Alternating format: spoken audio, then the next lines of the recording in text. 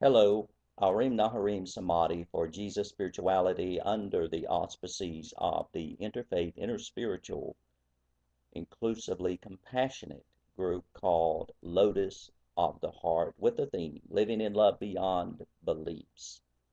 We are Lotus of the Heart at YouTube and also JesusSpirituality at YouTube, two different channels, and the website with daily inspirational presentations, www.onelifeministries.org. My email address is at the bottom of each daily presentation at the website. An interesting story of the genre of conflict stories, we could say, in the Gospels of Jesus comes when he visits Jerusalem and he goes into the temple area. There's a pool there. It's what is called the sheep gate. There's been a guy there being taken there day after day, many times. He's paralyzed. Jesus asks him as he's at this pool, why? What's going on? He says, well, I can't get to the water before others do. When the water is stirred, the first person to get there would be healed to get in the water. And he says, I can't get there. Well, he's paralyzed. He has no one to get him there in time. So Jesus looks at this situation and gives a simple solution. Says, you're well, get up, go, take your mat, bye. The guy does. When he's taking his mat on the Sabbath, so he's breaking the religious law. And some of the religious leadership confronts him about it and asks about what's going on. He said, well, after he's asked, who did this for you? Who's this guy who told you to do this, to break the law, the religious law? Who is this guy? He doesn't know. He just said the guy who healed me said do this. Jesus meets him later, speaks with him. Then he goes back to the religious leadership after Jesus said, don't tell anyone. And he says, well, it's this guy called Jesus. Well, Jesus gets in trouble. Jesus was getting in trouble a lot. So they're already plotting against him. And their extremist position, they see him as a threat, and they say, essentially, he's trying to abolish the Sabbath. He's trying to abolish this very important central practice of our tradition. He is a threat. He is not respecting the faith. Now, what Jesus is, he's a meeting point. Every deeply spiritual being has always been and will always be a meeting point of both, a meeting point to bring together reconciliation in the diversity, not to do away with diversity, but to provide a meeting point out of the oneness that we have within us and that we're part of. If you live on the surface of diversity, you cannot do that. It's very difficult to do that. The holy person, the saint, the sage, the enlightened being, the being of love, we could say, consistently living from that, goes into that place that is the heart we talked about yesterday. It's from that place of oneness then that the diversity is drawn in. Not only is inclusiveness engendered within oneself through this process, but outwardly becomes an integrative element within the diversity socially.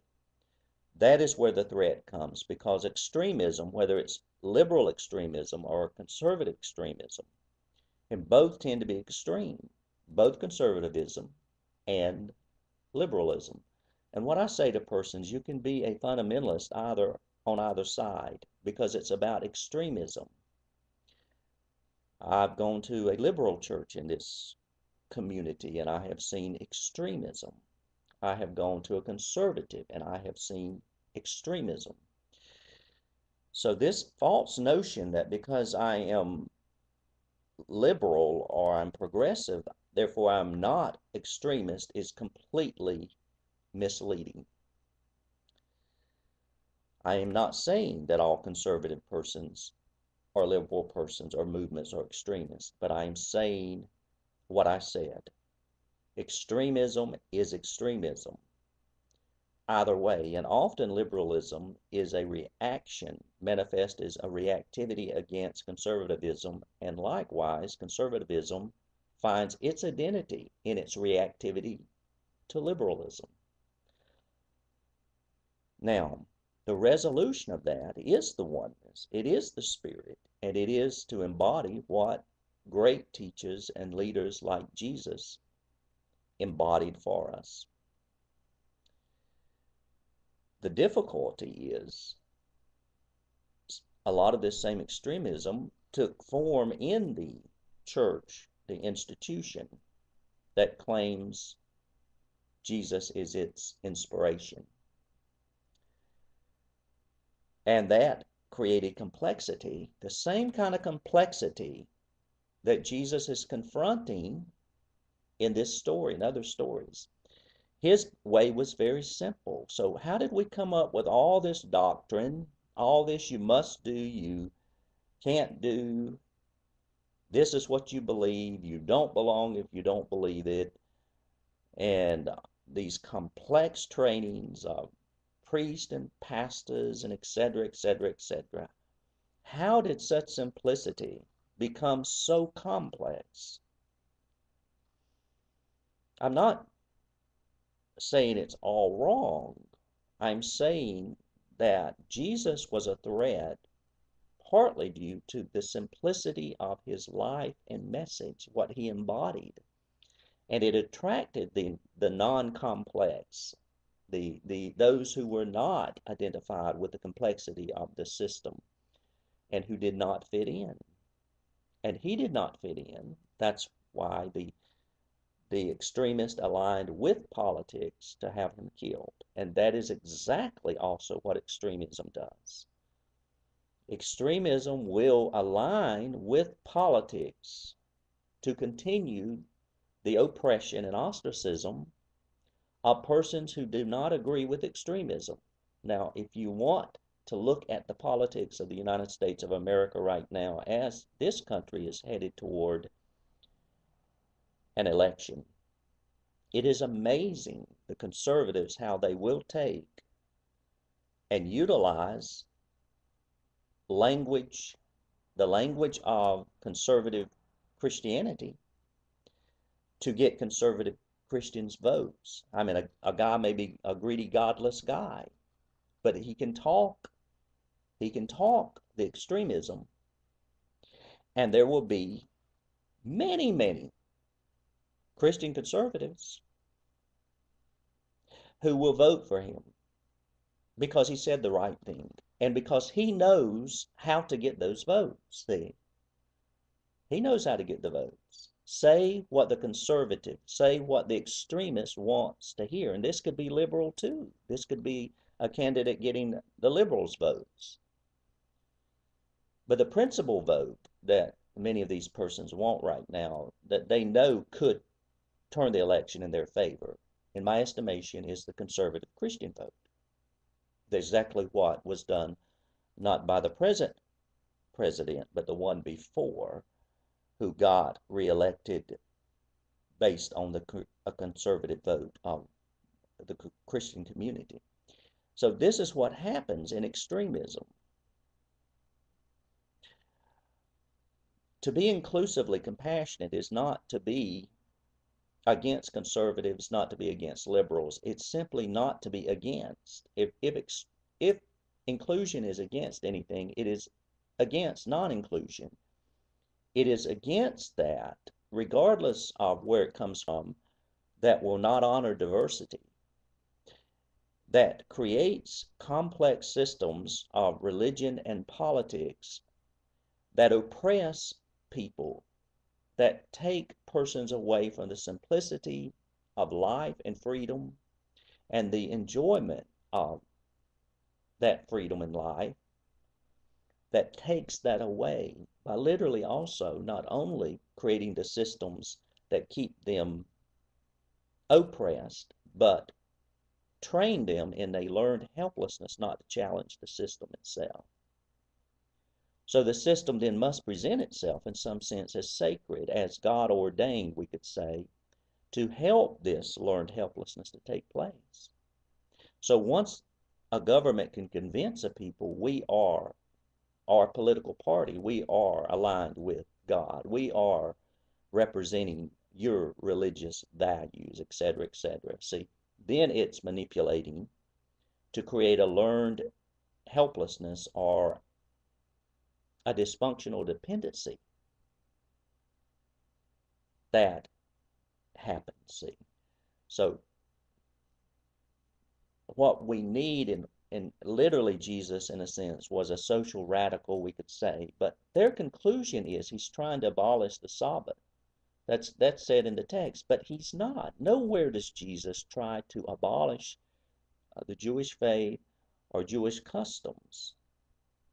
He is always responding only to reactivity, the extremism that is oppressing the people and taking them away from, in his terms, the Father God, or the enjoyment of life. And yes, their religion, that's taking them away from it due to the extremism of the extremist. And they will not tolerate that because he is a threat. And that is what I have said. If you are going to be a meeting place of reconciliation, if you say no to extremism, whether it's religious, non-religious, liberal, conservative, it doesn't matter what form it comes in. If you say no to that I will be a meeting place of reconciliation in this world and justice for all, and I will not be entangled in the complexities of systems that hinder us from the enjoyment of life, the enjoyment of freedom, the enjoyment of community. If you're, in essence, going to follow a light wisdom that Jesus really did lead and teach, and not necessarily what much of the church has, then you will be a threat to those who are guardians of the extremism, the complexity.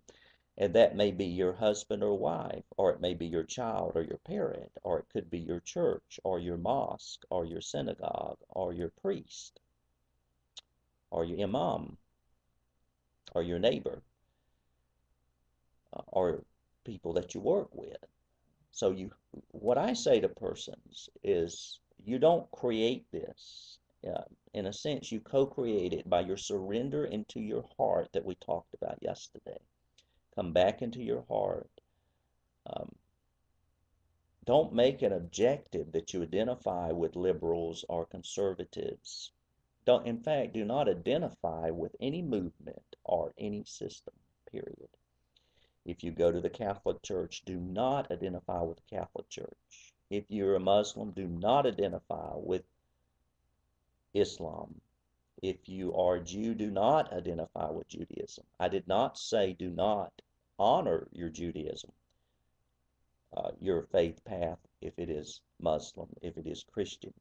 I did not say do not support liberal causes or conservative causes. I'm saying be free of all identity, and therefore you are free, and you can be, through that non-identity, you can freely move, graciously move, lovingly operate within systems, even systems that you may disagree with to some extent.